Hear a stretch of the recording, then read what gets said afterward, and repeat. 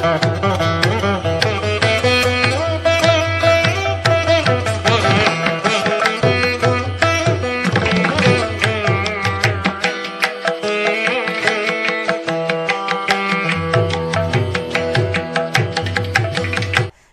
தந்தையார் மேக்சிமம் நாளையிலேருந்தே வருவாருங்கிறத சந்தோஷத்தோடு மிகுந்த மன மகிழ்ச்சியோடு ஆனந்தத்தோடு தெரிவித்து கொண்டு உங்களிடமிருந்து தற்காலிகமாக விடைபெறுவது HV கிருஷ்ணபிரசாத். வணக்கம்.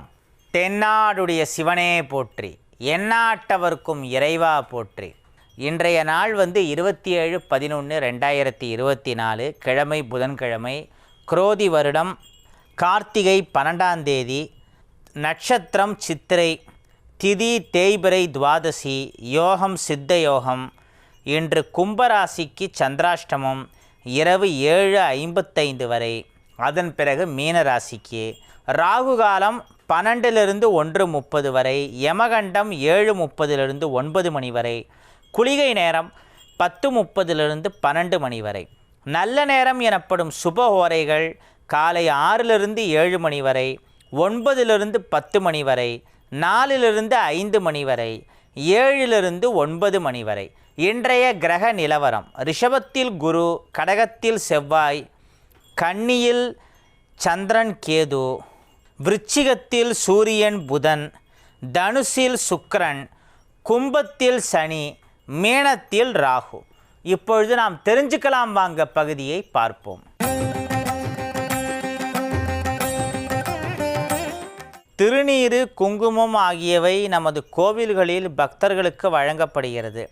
இதில் திருநீறு பூசுவது சாம்பல் என்று கொண்டாலும், மனிதன் எவ்வளவு பெரிய ஆளாக இருந்தாலும் ஒரு பிடி சாம்பலாகத்தான் அவன் இறந்த பிறகு மிஞ்சுவான் என்ற நோக்கில் சாணத்து சாம்பல் வழங்கப்படுகிறதா, அல்லது திருநீருக்கு என்று வேறு காரணம் உண்டா? அதேபோல் குங்குமம் அம்மனின் பிரசாதம் என்கிறார்கள்.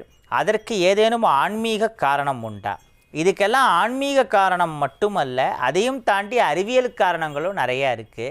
இப்போ சுத்தமான பசுஞ்சாணத்தில் பண்ண விபூதியை நெத்தியில் இட்டுக்கிறப்போ, நல்லா கவனிங்க, சுத்தமான பசுஞ்சாணத்தில் பண்ண விபூதியை நெத்தியில் இட்டுக்கிறப்போ நம்ம மண்டையில் இருக்கிற தேவையில்லாத நீரை உறிஞ்சும், ஆரோக்கியத்துக்கு அவ்வளோ நல்லது. இப்போ எல்லாத்துலேயும் கலப்படம் பண்ணுறாங்க. எதில் கலப்படம் பண்ணணுன்னு ஒரு விவஸ்தை வேணாமா? கலப்படம் பண்ணுறதே தப்பு. அதுவும் ஆன்மீகம் சார்ந்த விஷயத்தில் இந்த மாதிரி பண்ணுறதுங்கிறது இன்னும் பெரிய பாவம். தூய்மையான பசுஞ்சாண விபூதியாக இருந்தால் அது நம்ம தலையில் இருக்கிற வேண்டாத நீரை எடுக்கும், நம்முடைய மூளை நல்ல சுறுசுறுப்பாக இருக்கிறத உணர முடியும், ஒரு புத்துணர்ச்சி வரும். அதெல்லாம் மருந்து சார்ந்த பொருள். அதே மாதிரி குங்குமம் புருவ மத்தியில் தான் வைப்பாங்க. தூய்மையான மஞ்சள்லேருந்து தயாரிக்கப்படுற குங்குமம் இந்த பீனல் கிளாண்டுன்னு ஒரு மெல்லிய நரம்பு புருவ மத்தியில் இருக்கும். குங்குமம் புருவ மத்தியில் கரெக்டாக வைக்கிறப்ப என்னாகும், இந்த சன்லேருந்து வர அல்ட்ரா வயலட் ரேடியேஷன் மாதிரியானதுலேருந்தெல்லாம் பாதுகாக்கும். ஸோ அது நம்ம மூளையை குளிர்ச்சி ஏற்படுத்துவதற்கு, மண்டைக்கான ஒரு குளிர்ச்சி புத்துணர்ச்சி, அதுக்கெல்லாம் இந்த விபூதி, குங்குமம், சந்தனம் மாதிரியான விஷயங்கள்லாம் பயன்படுத்துவாங்க. இப்படி நம்முடைய தர்மத்தில் எவ்வளவோ நல்ல விஷயங்கள் இருக்குது. விபூதி குங்குமத்துலேருந்து ஆரம்பித்து நம்முடைய பண்டிகைகளுக்கு நம்ம சாப்பிட்ற சாப்பாடு, ஸ்ரீராமநவமி பீக் சம்மரில் வரக்கூடியது, அப்போ நீர்மோர் மாதிரியான விஷயம், பானகம் மாதிரியான விஷயம், புரட்டாசியில் நம்ம உடம்புல புரோட்டீன் சக்தி குறையிற டைமு, அப்போ சுண்டல் மாதிரியான விஷயங்களை சாப்பிட்றது, இப்படி எல்லாம் நெத்தியில் இட்டுக்கிற விபூதி குங்குமத்துலேருந்து ஆரம்பித்து நம்முடைய ஃபெஸ்டிவல்ஸு, அந்த ஃபெஸ்டிவல்ஸில் நம்ம சாப்பிட்ற சாப்பாடுகள், உணவுகள், இது எல்லாத்துக்கும் பின்னாலேயும் நிறைய சயின்ஸ் இருக்குது, ரொம்ப அட்வான்ஸான திங்கிங் இருக்குது. தொலைநோக்கோடு பல விஷயங்களை அன்றைக்கே யோசித்து நம்ம முன்னோர்கள் டிசைன் பண்ணியிருக்காங்க. அதில் பல விஷயங்கள் இன்றைக்கும் பொருந்துறது. ஒரு சில விஷயங்கள் வேணால் இன்றைக்கி பொருந்தாததாக இருக்கலாம். அதனால் எது தேவையோ அதுவே தர்மம். பெரும்பாலான விஷயங்கள் நமக்கு தேவைப்படுறது இல்லை, அதுவே பெரிய விஷயம். இந்த அளவு ஒரு ஓல்டு ட்ரெடிஷன், பல விஷயங்கள் இன்றைக்கும் பொருந்துறதுங்கிறது நம்முடைய தர்மத்தில், இந்த நாட்டில் மட்டுமே சாத்தியமான ஒரு விஷயம். அதனால் இந்த மாதிரியான ஒரு தர்மத்தை ஃபாலோ பண்ணுறது, இந்த விஷயங்களெல்லாம் பின்பற்றுறதை நினச்சி நம்ம எல்லாருமே ரொம்ப பெருமைப்படணும். கல்லாதான் கணவானாய் வாழ்கிறான், கற்றறிந்தவன் கல்லாதவனிடம் கையேந்தி வாழ்கிறான். ஜாதகத்தில் இவ்விருவரின் கிரக அமைப்பு எப்படி இருக்கும்? வணக்கம். எளிமை கவிஞன் வேல்சாமி, சாம்பவார், வடகரையிலேருந்து. அதாவது இப்போ மோட்டிவேஷனுங்கிற பேரில் சில பேர் தப்பான விஷயங்களை சொல்லி கொடுத்துட்டுருக்காங்க. என்னமோ ஓன் பிஸ்னஸ் பண்ணுறவங்க யார்ட்டையும் கை கட்டாமல் அப்படியே இருக்கிற மாதிரி, ஒரு கம்பெனியில் போய் ஒருத்தர் கீழே வேலை பார்க்குறதுங்கிறது கேவலமான விஷயங்கிற மாதிரி. அப்படி ஓன் பிஸ்னஸ் பண்ணுறவங்களும் யாராவது சில பேரை பார்த்து பயப்படுவாங்க, சில பேருக்கு மரியாதை கொடுப்பாங்க, சில பேர்கிட்ட கையை கட்டின்னு தான் நிற்பாங்க. அவங்களுக்கு முக்கியமான பிஸ்னஸ் கான்ட்ராக்ட் கொடுக்கக்கூடிய அவங்கள விட சில பெரிய பிஸ்னஸ் பர்சன்ஸ்னு இருப்பாங்க. இப்போ யாரையுமே பகைச்சிக்க முடியாது, யாரையும் கேவலமாக நடத்தவும் கூடாது, அது அவசியமும் இல்லை. எல்லாமே காலத்தின் தேவை தான். அவர் அடுத்தவங்ககிட்ட எந்த விஷயத்தையும் எதிர்பார்க்காம நமக்கு தேவையான விஷயங்களை நம்ம சம்பாதிச்சு வாழறதுங்கிறதே ஒரு பீஸ்ஃபுல்லான லைஃப் தான். கோடிக்கணக்கில் சம்பாதிக்கணும்னு நினைக்கிறது தப்பு இல்லை, அதை நியாயமான வழியில் சம்பாதிக்கணும். நம்மளுடைய கோலை ரீச் பண்ண முடியலையா, அது கிடைக்கிறப்ப பார்த்துக்கட்டும், அது வரைக்கும் சந்தோஷமாக இருப்போம். இப்போ அட் ப்ரெசன்ட் நம்ம கையில் என்ன இருக்கோ அதை நினச்சி சந்தோஷப்படாமல், நம்மகிட்ட இல்லாத விஷயங்கள் பறக்கிறத நினச்செல்லாம் ஆசைப்பட்டு இருக்கிற சந்தோஷங்களை இழக்கிறதுங்கிறது இது ஜாதக ரீதியான ஜோசிய ரீதியான விஷயங்களையும் தாண்டி இதெல்லாம் பைத்தியக்காரத்தனம். அதனால் இந்த மாதிரியான கான்செப்ட்டு இன்றைக்கி கொஞ்ச நாளாக ஜாஸ்தி ஆகிட்டு இருக்கு. இதை நம்மளால் அக்செப்ட் பண்ணிக்க முடியல. படித்தவங்களில் எத்தனையோ பேர் பெரிய பிஸ்னஸ் பர்சன்ஸாகவும் இருக்காங்க. இப்போ உதாரணத்துக்கு அன்றைக்கி அம்பானி 10th தான் படித்தார், பெட்ரோல் பங்க்கில் வேலை பார்த்தாரு. சரி, திருதாபாய் அம்பானி காலத்திலேயே இருக்காங்க. முகேஷ் அம்பானி என்ன படிச்சிருக்காரு, அவரோட பையன் ஆனந்த் அம்பானிலாம் என்ன படிச்சிருக்காங்க, எல்லோரும் MBA அது இதுன்னு பல படிப்பு படிச்சிருக்காங்க. ஆனந்த் மகேந்திராவாக இருக்கட்டும், ரத்தன் டாட்டாவாக இருக்கட்டும், சமீபத்தில் மறைந்தார். அவர் நிறையா சோஷியல் சர்வீஸ்னாலும் ரத்தன் டாட்டா எடுத்துக்காட்டாக சொல்ல முடியும், எவ்வளோ விஷயங்களை பண்ணியிருக்காங்க. இவங்க எல்லாருமே ஆக்ஸ்போர்டு, கேம்பிரிட்ஜ் மாதிரி பல யூனிவர்சிட்டிஸில் போய் பல படிப்புகளை பிஸ்னஸ்க்குன்னு படிச்சுட்டு வந்தவங்க. படிக்காமல் சாதித்தவங்க ஒரு 10 பேரை உதாரணமாக சொன்னால், படிச்சுட்டு சாதித்தவங்க 1,00,000 பேரை உதாரணமாக சொல்ல முடியும். படிக்காமலையும் சில பேர் உழைச்சி முன்னேறினவங்க இருக்காங்க. அவங்கள ஃபாலோ பண்ணுங்க, அவங்கக்கிட்ட இருக்கிற நல்ல விஷயத்தை எடுத்துக்கோங்க. ஆனால் என்னென்னா, படிக்காதவன்லாம் இன்றைக்கி முதலாளியாக இருக்கான், படித்தவன்லாம் அவனுக்கு கீழே கையை கட்டிட்டு வேலை பார்த்துட்டு இருக்கான். இந்த மாதிரி இந்த அதர பழசான புளிச்சு போன விஷயத்தையே திரும்ப திரும்ப சொல்லாமல் இருக்கிறது பெட்டர். அப்புறம் இது சம்மந்தப்பட்ட ஜோதிட ரீதியான விஷயங்கள் அது எப்போ டைம் கிடைக்கிறப்ப சொல்லுவார். நான் இப்போ கொஞ்சம் லாஜிக்கோட ப்ராக்டிக்கலாக சில விஷயங்கள் சொல்லணும்னு தோணிட்டு சொன்னேன். அடுத்த கடிதத்துக்கு வருவோம். அன்பு ஐயா வணக்கம். சனி உச்சமாக இருந்தால் நீதிபதி வக்கீலாக பணி செய்வார்கள் என்று சொன்னீர்கள். அதே சனி நீச்சமாக இருந்தால் என்ன பலன், விளக்கம் தரவும். ஆர் மீனா ரவிக்குமார். அதுக்கு ஆப்போசிட்டான விஷயங்கள் நடக்கும், அவ்வளோதான். மேற்கொண்டு இது சம்மந்தப்பட்ட விஷயங்களை அப்பா டைம் கிடைக்கிறப்போ அடுத்த பகுதியில் சொல்லுவார். ஸ்ரீ ராமஜெயம், ஸ்ரீ எல்லையம்மன் துணை. ஐயா வணக்கம். உங்கள் சகோதரி அடியேன் பி யசோதா எழுதுகிறேன். எங்கள் கீழ்நல்லாத்தூர் ஸ்ரீ எல்லையம்மன் உங்களுக்கு அருளட்டும். நன்றி. மகாபாரதத்தில் ஸ்ரீ திரௌபதி தேவி அம்பிகையின் அம்சமாய் தீயில் தோன்றியவள். சிவபெருமானின் 5 முகங்கள் பஞ்ச பாண்டவர்களாய் அவதரித்தார்கள் என்ற ஒரு கருத்து நிலவுகிறது. அதனால்தான் பாஞ்சாலி ஐவரோடு இணைந்தாள் என்று சொல்லப்படுகிறது. இந்த கருத்து உண்மையானதா? ஆமாம், மகாபாரதத்தில் இது சம்பந்தப்பட்ட விஷயங்கள்ங்கிறது இருக்குது. இப்போ சத்யோஜாதம், தத்புருஷம், வாமதேவம், அகோரம், ஈசான்யம்ங்கிற சிவனுடைய இந்த 5 முகங்களும் 5 வடிவங்கள் எடுத்து வந்ததாகவும், பாஞ்சாலி சக்தி தேவியின் அம்சமாக வந்ததாகவும் மகாபாரத கதை இருக்குது. அதை நம்புகிறவங்க இதெல்லாம் ஃபாலோ பண்ணணும், உண்மைன்னு நம்ப தான் செய்யணும். இது சம்மந்தப்பட்ட தேவையில்லாத விவாதங்கள், விமர்சனங்கள்லாம் தவிர்த்து அதில் சொல்லியிருக்கிற நல்ல விஷயங்களை நம்ம பின்பற்றி இறை வழிபாடு செய்கிறதுங்கிறது தான் அறிவார்ந்த விஷயமா இருக்கும். திருச்சிற்றம்பலம். மதிப்பிற்குரிய ஐயா வணக்கம். சிவன் கோவில்களுக்கு ஹெட் ஆஃபீஸ் சிதம்பரம், விஷ்ணு என்றால் திருவரங்கம், அதே போல் அம்பிகைக்கு எந்த கோவில்? கே சத்யபாமா. சூப்பர். இந்த மாதிரி ஒரு கடிதத்தை இது வரைக்கும் படிச்சிருக்கவே மாட்டார்னு நினைக்கிறேன் என் அப்பா கூட. ஏன்னா என் அப்பாவுடைய தெரிஞ்சுக்கலாம் வாங்க பெரும்பாலான பகுதிகளை பார்த்துருக்கேன். 1-2 விஷயங்கள் நான் வீட்டில் இல்லாத நேரம் வேறு ஏதாவது நேரத்தில் பார்க்காம இருக்கும். இதுக்கு என் அப்பாவே அப்புறம் டைம் கிடைக்கிறப்ப பதில் சொல்லுவார். அம்மனுக்கு அந்த மாதிரி ஹெட் ஆஃபீஸ்னு என்ன இருக்குது? இங்கே நம்ம ஊர் சமயபுரம் மாரியம்மன் கோவில் மாதிரி, அதுக்கப்புறம் அஸ்ஸாமில் காமாக்கியா, இந்த மாதிரி எவ்வளவோ கோவில்கள் இருக்கே, எதை சொல்கிறதுன்னு தெரில. ஜஸ்ட்டு ஒரு கருத்துன்னு சொல்கிறதா இருந்தால், உயிர்கள் உற்பத்தியாகும் இடமான அஸ்ஸாம் காமாக்கியா யோனிப்பிடம், அதை வேணால் எல்லா அம்மன் கோவில்களுக்கும் தலைமைப்பிடம்னு சொல்லலாம். அங்கே பல மாந்திரீக தாந்திரீக ரகசியங்கள்ங்கிறது இருக்குது. ரொம்ப சக்தி வாய்ந்த கோவில். அதே மாதிரி நம்ம ஊர் தமிழ்நாட்டில் சொல்கிறதா இருந்தால் திருமைச்சூர் லலிதாம்பிகை கோவிலை சொல்லலாம். லலிதா சஹஸ்ரநாமம் உருவான இடம். அங்கே வந்து மகா திரிபுர சுந்தரியாக, புவனேஸ்வரியாக, ராஜராஜேஸ்வரியாக அருளாட்சி செய்கிறாள். அகத்தியருக்கு அயக்ரீவர் லலிதா தேவியின் சிறப்புகளை, லலிதா சஹஸ்ரநாமத்தின் சிறப்புகளை உபதேசித்த இடம். சுகபிரம்ம மகரிஷி கிளி உருவத்தில் இன்றும் வணங்கி கொண்டிருக்கும் கோவில். அதனால தான் ஆயிரக்கணக்கான கிளிகள் எப்போதும் அந்த கோவிலை சுற்றி பறந்துட்டே இருக்கும். திருமைச்சூர் நினைச்சாலே அப்படியே புல்லரிக்கும். கும்பகோணம், தஞ்சாவூர் சரௌண்டிங்கில் பல பழமையான கோவில்கள் இருக்குது, அதில் திருமைச்சூர் ஒன்று. அதனால் கண்ணை மூடிண்டு அம்மன் கோயில்களுக்கு தலைமை பீடம், ஹெட் ஆஃபீஸ்ன்னு சொல்கிறதா இருந்தால் ஒன்று திருமைச்சூரை சொல்லலாம், இல்லைனா காமாக்கியா கோவிலை சொல்லலாம். இந்த 2 கோவில்களுக்கு தான் அந்த ஃபுல் குவாலிஃபிகேஷன் இருக்குது. மற்றபடி பல கோவில்கள் பல விஷயங்களில் சிறப்பு. ஆனால் ஹெட் ஆஃபீஸுன்னு வரப்போ எனக்கு தெரிஞ்சு இந்த 2 பெஸ்ட்டுன்னு நினைக்கிறேன். இனிய நற்காலை வணக்கம். கேரளாவில் சிவன் கோவில் என்றோ ஈஸ்வரன் ஆலயம் என்றோ கூறுவதில்லை, மகாதேவ கஷேத்திரம் என்றே எல்லா சிவாலயங்களையும் அழைக்கிறார்கள் என்று சொல்கிறார்களே, நன்றியுடன். சிவன்னாலும் மகாதேவன்னாலும் ஈஸ்வரன்னாலும் எல்லாம் ஒன்று தானே. பூவை புஷ்பம்னு சொல்லலாம், மலர்னு சொல்லலாம், இங்கிலீஷில் வேணால் ஃப்ளவர்னு சொல்லிக்கோங்க, இல்லை ஜப்பானில் ஜெர்மனில் ஏதாவது இதுக்கு பேர் சொல்லணுன்னாலும் சொல்லிக்கோங்க, ப்ராப்ளம் இல்லை. எப்படி சொன்னாலும் மகாதேவன் மகாதேவன் தான், சிவன் சிவன் தானே, அதில் எந்த பிரச்சனையும் இல்லை. ராகு கேது கிரகங்கள் வணங்கிய திருக்கோவில்களை பற்றி கூறுங்கள். ஆர் ராமலிங்கம். ஐயா வணக்கம். எனது ஜாதகத்தில் லக்னம் கடகம் முதல் என்னும்போது 6ஆம் இடமான தனுசில், இதெல்லாம் அப்புறம் என் அப்பா ஃப்ரீயான உடனே சொல்லுவார். ஆனால் இந்த ராகு கேது கிரகங்கள் வணங்கிய கோவில்களை பற்றி கூறுங்கள்னா திருப்பாம்பரம், திருநாகேஸ்வரம், ஸ்ரீகாளஹஸ்தி, இந்த மாதிரி நிறைய கோவில்கள் இருக்குது. அந்த மாதிரி ராகு கேது வழிபட்ட கோவில்களுக்கெல்லாம் எவ்வளோ மேக்ஸிமம் போயிட்டு வர முடியுமோ சம்மந்தப்பட்ட பாதிப்புகள் இருக்கிறவங்க போயிட்டு வாங்க.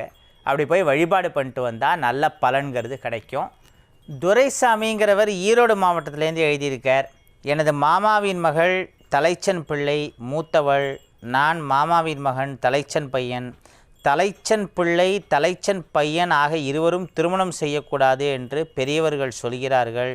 அப்படி தலைச்சன் பிள்ளை தலைச்சன் பையன் திருமணம் செய்தால் இருவரில் யாராவது இறக்கக்கூடும் என்று சொல்கிறார்களே, அது உண்மையா? எனக்கு விளக்கமாக கூறுங்கள்.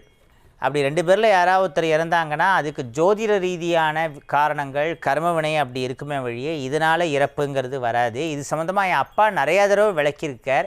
ஜோதிடத்தில் இருக்கக்கூடிய பல மூட நம்பிக்கைகளில் இதுவும் ஒன்று. உதாரணத்துக்கு ஆண் மூலம் அரசாலும் பெண் மூலம் நிர்மூலம், இதை பற்றி என் அப்பா நிறையா தடவை சொல்லியிருக்கார். ஆணி மூலம் அரசாலும்னு சொல்லுவாங்க. ஆணி மாதம் மூல நட்சத்திரம் கொஞ்சம் யோகங்கிறதுக்காக. இந்த பின் மூலம் நிர்மூலம்ங்கிறது தான் பெண் மூலம் நிர்மூலம்னு ஆயிடுது. மூல நட்சத்திரம் 4ஆம் பாதத்தில் யாராவது பிறக்கிறாங்கன்னா அவங்க கொஞ்சம் ரொம்ப வலிமை வாய்ந்தவர்களாக இருப்பாங்க. உடல் ரீதியாகவும் சரி, மன ரீதியாகவும் சரி. அவங்கள அவ்வளோ லேஸில் யாரும் ஜெயிக்க முடியாது. அனுமார் கூட மூல நட்சத்திரம் தான். அதனால் இந்த பின்மூலம் நிர்மூலம், அந்த மூல நட்சத்திரம் 4ஆம் பாதம் பின்மூலத்தை யாராவது எதிர்த்தாங்கன்னா அப்படி எதிர்க்கிறவங்க நிர்மூலம் ஆகிடுவாங்க அப்படிங்கிற அர்த்தம். அது பெண் மூலம் நிர்மூலம்னு மாற்றி இன்றைக்கி மூல நட்சத்திரனாலே பயந்து போய் அதனால் நிறையா குடும்பங்களில் என்ன பண்ணுறாங்க, பெண் மூல நட்சத்திரத்தில் பிறந்தால் ஜாதகத்தையே மாற்றிடுறாங்க கல்யாணம் ஆறுதுன்னு. ஸோ பொருத்தம் பார்க்குறதுலேருந்து எல்லாத்துலேயும் எவ்வளோ குழப்பம், தவறான கணிப்புகள், ப்ரெடிக்ஷன்லாம் வரும். இன்றைக்கி பொண்ணு கிடைக்கிறதே கஷ்டங்கிற மாதிரியான ஒரு சூழ்நிலை வந்துடுது. அதனால் மூல நட்சத்திரமாக இருந்தாலும் பரவாயில்லைன்னு சொல்கிறதுக்கு நிறையா பையன் வீடுகள் பசங்க தயாராக இருக்காங்க. அதனால் அந்த மாதிரியான தவறுகள், உண்மைகளை மறைக்கிறதுங்கிறத பண்ண வேணாம். மூல நட்சத்திரம்னே சொல்லுங்கள், தெரிஞ்சு பண்ணிக்கிறவன் பண்ணிக்கட்டும். பின்னால் உண்மை தெரிஞ்சு அதில் ஏதாவது பிரச்சனை வரத்துக்கு அந்த மூல நட்சத்திரத்துக்கு எந்த நட்சத்திரம் பொருந்துமோ அந்த நட்சத்திர பொருத்தம் கரெக்டாக பார்க்கணும். ரஜு பொருத்தம் மாதிரியான விஷயம்லாம் கரெக்டாக பார்க்கணும். அதிலலாம் நம்ம காம்ப்ரமைஸ் பண்ணிட்டால் ஏதாவது பிரச்சனை வரத்துக்கு நிறையா சான்ஸ் இருக்குது. ஆனால் மூல நட்சத்திரம் அவ்வளவு கெடுதலான ஒரு நட்சத்திரமா அப்படின்னா கிடையாது. எதுக்கு சொல்ல வரேன்னா, இந்த ஆணி மூலம் அரசாலும் பெண் மூலம் நிர்மூலம்ங்கிறது எப்படி ஆண் மூலம் அரசாலும் பெண் மூலம் நிர்மூலம்னு மாறித்து, அதே மாதிரி தான் இந்த தலைச்சம் பையன் தலைச்சம் பொண்ணு கல்யாணம் பண்ணிட்டா ஆகாதுங்கிறதும் ஒருவித மூட நம்பிக்கை. இதெல்லாம் தவிர்க்கிறது நல்லது தரும். திருவண்ணாமலை ஐயம்பாளையம் உத்தமராய பெருமாள் ஆலயத்தில் பெருமாளுக்கு நடக்கும் தேன் அபிஷேகத்தின் போது தேனை துளசியால் தொட்டு பிறந்தது முதலே பேச்சு குறைபாடு உள்ள குழந்தைகளின் நாக்கில் தடவினால் விரைவில் பேச்சுக்குறை நீங்குவதுடன் நல்ல பேச்சு வளம் மிக்கவர்களாக, பாடகர்களாக கூட பலர் ஆகிறார்கள். வேண்டியவற்றை நிறைவேறியதும் பெருமாளுக்கு அபிஷேகம் செய்தும் துலாபாரம் செலுத்துவதும் உத்தமராய பெருமாளின் சிறப்புகளாகும், ஐதீகமாகும். PR கவிதை ராஜான்னு தொடர்ந்து பல கடிதங்களை நமக்கு எழுதுகிறவர் இதை எழுதியிருக்கார். இதை படிக்கிறப்பே அப்படியே புல்லரிக்கிறது. நல்ல ஒரு தகவலை சொல்லியிருக்கீங்க. ஸோ இந்த நிகழ்ச்சியின் மூலமாக இந்த உத்தமராய பெருமாள் கோவில் பல ஆயிரம் பல லட்சம் மக்களை சென்று சேரும். அதனால் உங்கள் வீட்டில் அந்த மாதிரி ஏதாவது பேச்சு குறைபாடு இருக்கிற குழந்தை இருந்தால் இங்கே போயிட்டு வாங்க. அந்த குறை இல்லாதவர்களும் இந்த மாதிரியான பெருமாளை வணங்குறதுங்கிறது நம்முடைய வாக்கு வன்மை இன்னும் கூடும். நம்முடைய பேச்சினால் நம்முடைய தொழில் வியாபாரம் எல்லாமே சிறக்கும். அதனால் அவசியம் எல்லாரும் இந்த கோயிலுக்கு போகணும். பேச்சு குறை இருக்கிற குழந்தைகளை மட்டும்தான் கூட்டின்னு போகணுன்னு இல்லை. பேச்சு குறைபாடு உள்ள குழந்தைகளுக்கு இந்த கோவில் ஒரு சிறந்த பரிகார ஸ்தலம். நல்ல தகவல். நன்றி.